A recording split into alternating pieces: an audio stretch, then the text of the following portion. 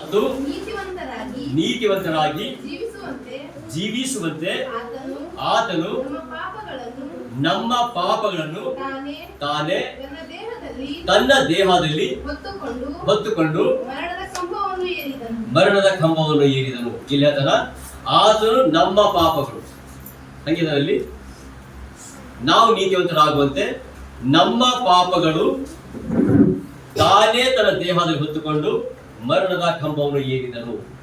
ಅಂದ್ರೆ ಈಗ ಯೋಚನೆ ಮಾಡಿ, ಈಗ ಆತನು ನನ್ನ ಪಾಪಗಳು ಈಗ ಬಂದಿತ್ತು ನಮ್ಮ ಫಲ ನನ್ನ ದೊಡ್ಡ ಹೆಂಗೆ ಹೋಗು ನನ್ನ ಆತನು ನನ್ನ ಪಾಪಗಳನ್ನು ತಾನೇ ತನ್ನ ದೇಹದಲ್ಲಿ ಹೊತ್ತುಕೊಂಡು ಮರಣದ ಕಂಬವನ್ನು ಏರಿದನು. ಅಂದ್ರೆ ತನ್ನ ಪಾಪ ಅಂದ್ರೆ ನಾವು ಮಾಡಿದ ಪಾಪ ನನ್ನ ಪಾಪ. ಇವತ್ತೊಂದು ಯೋಚನೆ ಮಾಡಿ, ಮತ್ತೆ ನಿಮ್ಮ ಪಾಪಗಳು ನನ್ನ ಪಾಪಗಳು ಲೋಕದ ಪಾಪಗಳೆಲ್ಲವೂ ದೇವರ ಸನ್ನಿಧಾನದಲ್ಲಿ ಎಲ್ಲವೂ ಬಿಡುಗಡೆ ಮಾಡೋದಕ್ಕಾಗಿ ಇಲ್ಲಿ ಅದನ್ನ ಆತನು ಮರಣದ ಕಂಬವನ್ನು ಏರಿದ ಲೋಕದ ಪಾಪ ಅಷ್ಟಲ್ಲದೆ ನನ್ನ ಪಾಪ ಎಲ್ಲ ಪಾಪಗಳು. ಆ ಪಾಪ ಏನ್ ಮಾಡ್ತದ ಯೋಚನೆ ಮಾಡಿ. ಈಗ ಆ ಪಾಪ ಈಗ ನಾವು ಅಂತೇವೆ ಪಾಪ ನಾವು ಮಾಡ್ತಾ ಇಲ್ಲ, ಪಾಪ ನಾವು ಮಾಡುದಿಲ್ಲ, ಪಾಪ ಮಾಡಿಲ್ಲ ಸಹ ಅದು ಪಾಪ ಹೇಳ್ತೇವೆ. ಪಾಪ ನಾವು ಟೋಟಲಿ ನಾವು ಮಾಡಿಲ್ಲ. ಈಗ ಒಂದು ಯೋಚನೆ ಮಾಡಿ, ಈಗ ನಾವು ಹೇಳ್ತೇವೆ ಏನ ತಪ್ಪೇ ಮಾಡಿಲ್ಲ, ಪಾಪ ನಾವು ಮಾಡುದಿಲ್ಲ.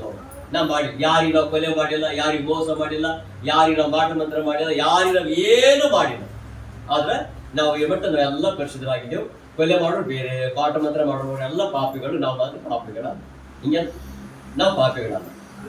ಅದು ಬೈಬಲ್ ಹೇಳ್ತಾನ ನೀನು ಪಾಪಿ ಅಲ್ಲೇನೋ ಪಾಪಿಗಳಲ್ಲ. ಆದ್ರೆ ಇಲ್ಲಿ ಬೈಬಲ್ ಹೇಳ್ತಾನೆ ಏನ್ ಹೇಳ್ತಾರೆ, ಈಗ ನೋಡಿ ಪಾಪ ಅಂದ್ರೆ ಪಾಪ ಮಾಡಲ್ಲ ಹೋದ್ರಿ ಏನೋ ಈಗ ಮಾಟಗಳು ಇಂಥ ಮಾಡ್ತೇವೆ ಮಾಡೋದು ಮಾಡ್ತೇವ ಯಾರು ಮನೆ ಯಾರು ಏನ್ ಮಾಡೋದು ಇದಾಗ್ತೇವೆ ದೇವ್ರ ನಂಬಿಕೆ ಯಾವುದೇ ದೇವರಿಂದ ಮಾಡೋದು ನಾವು ಈಗ ನಾವಂತೆ ಮಾಡಲೇವು. ನಾವು ದೇವ್ರ ನಂಬಿದೆವು, ದೇವ್ರ ನಂಬಿಕೆ ಅಂತ ಹಿಂದೆ ನಾವು ಮಾಡಿದೆವು ಈಗ ಮಾಡೋದು ಹೌದಲ್ಲ. ನಾವೇನು ಯಾವ್ದು ಪೂಜೆ ಮಾಡೋದು ಏನೇನು ಮಾಡೋದಿಲ್ಲ, ನಾವು ಏನು ಮಾಡೋದಿಲ್ಲ. ಇದನ್ನ ನಾವೇನು ಮಾಡೋದು ಸುಮ್ಮನೆ ಅಷ್ಟು ನಾವು ದೇವ್ರಿಗೆ ಬಟ್ ಅವಾಗ ಎಷ್ಟು ನಂಬಿಕೆ ಅಂತ ನಾವು ಮಾಡಿದ್ವಿ. ಈಗ ನಾವು ಮಾಡ್ತಾ ಇಲ್ಲ ಅಂತೇಳಿ ಒಂದು ಸಮ್ಮೇಳ ಮಾಡ್ತೇವೆ. ನಾನು ಅದು ಮಾಡ್ತೇವೆ ಅಂತೆಲ್ಲ ಕೇಳಕ್ಕೆ ಒಂದು ಸಮ್ಮೇಳ 22ನೇ ಒಂದು ಸಮ್ಮೇಳ ಮಾಡೋದು ಅದು ಮಾಡೋಕ್ಕಾಗಲಿಲ್ಲ. ಅದು ಒಂದು ಸಮ್ಮೇಳ 15ನೇ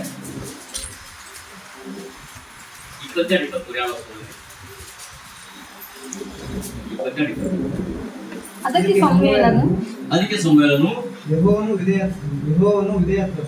ಯೆಹೋವನು ವಿಧೇಯತ್ವಕ್ಕೆ ಮೆಚ್ಚುವಷ್ಟು ಯಜ್ಞ ಹೋಮಗಳಿಗೆ ಮೆಚ್ಚುತ್ತಾನೋ ಯಜ್ಞ ಅರ್ಪಿಸುವುದಕ್ಕಿಂತ ಮಾತು ಕೇಳುವುದು ಉತ್ತಮವಾಗಿದೆ.